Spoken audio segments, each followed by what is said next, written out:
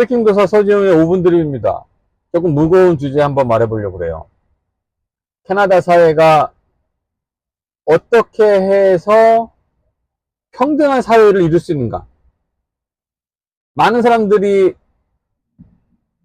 착각은 아니지만 생각하기를 뭐 그러한 법이 있다든지 뭐 남녀 성평등 자유법이라든지 뭐 성소수자 보호법이라든지 뭐 아니면 사회적 약자에 대한 배려법이라든지 뭐 이러한 어떤 그런 사회의 보조망, 세이프티넷이라고 그러죠. 안전 보조망이 있어서 그런 거 아니냐라고 생각들은 하는데, 제가 의사의 관점에서 봤을 때는 캐나다 사회가 공평할 수 있는 여러 가지 이유 중에서 그 중에서 중요한 한 가지는 의료 서비스에 대한 접근의 공평함, 의료 서비스를 접근하는 데 있어서 공평하다. 그리고 따로 돈을 받지 않는다.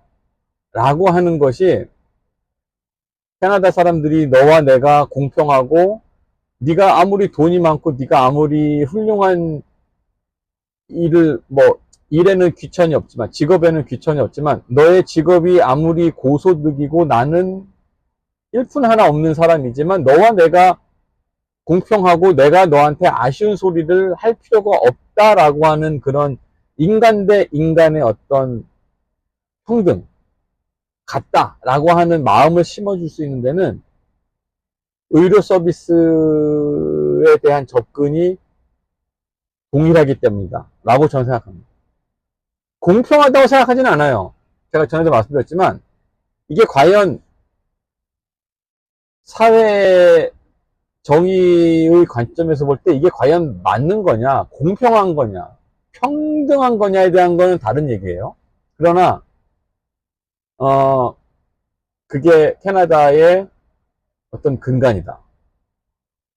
이러한 사회 복지 시스템, 특히 그 중에서 의료 제도의 어떤 일원화, 사보험이 없다라고 하는, 물론 사보험이 전혀 없는 건 아니지만 그거는 어떤 뭐 물리치료 받고 뭐 약 사고 이런 거에 대한 어떤 보험이 존재할 뿐이지, 내가 따로 뭐 병원에 가고 뭐 기본 서비스를 받고 혈액 검사를 하고 뭐 MRI를 찍고 이런 거에 대한 어떤 그런 보험은 따로 존재하지 않습니다. 그렇기 때문에 그러한 관점에서 볼 때 우리나라하고 또 다른 차이점이 뭐가 있냐면 저금을 굳이 하지 않아도 된다. 저금을 굳이 하지 않아도 된다. 가만히 생각을 해보세요. 우리가 보험을 들고 한국에서 저금을 하는 이유가 나중에 내가 혹시라도 아팠을 때, 일을 못할 때, 그때 쓸 돈이 필요하기 때문에 우리가 저금을 하는 이유가 있죠.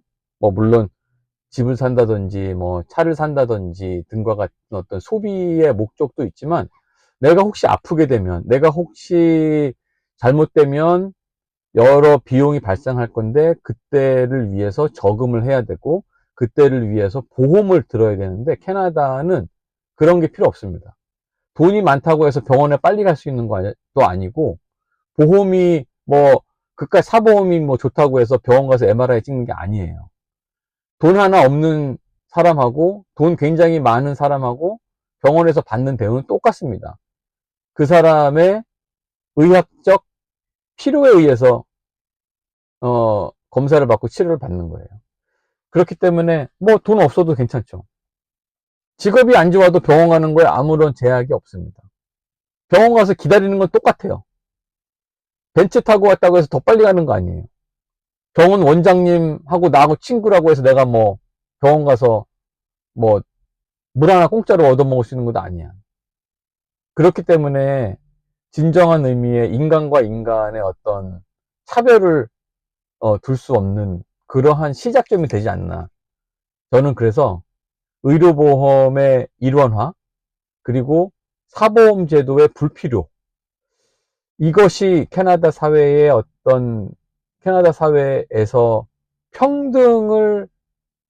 평등감을 가질 수 있는 가장 큰 이유가 아닌가. 전 그렇다고 생각합니다. 앞으로 여기에 대해서 또 얘기할 기회가 있을 거예요. 그러나 오늘 제가 얘기하고 싶은 것은 그거다. 캐나다 사회가 평등할 수 있는 이유. 이것은 의료보험이 하나로 통합이 돼 있고 돈을 내지 않고 사보험을 들지 않아도 되고 그렇기 때문에 저금을 하지 않아도 되는 그러한 어떤 제도가 뭐 오랫동안 있어 왔기 때문에 오늘날의 이러한 어떻게 보면은 좋은 거고 어떻게 보면은 매우 답답한 거고 어떻게 보면은 부당하다고 느낄 수 있는 그러한 사회가 아닌가 싶습니다. 이상 스피킹 도사 서재훈의 5분 드립이었습니다. 감사합니다.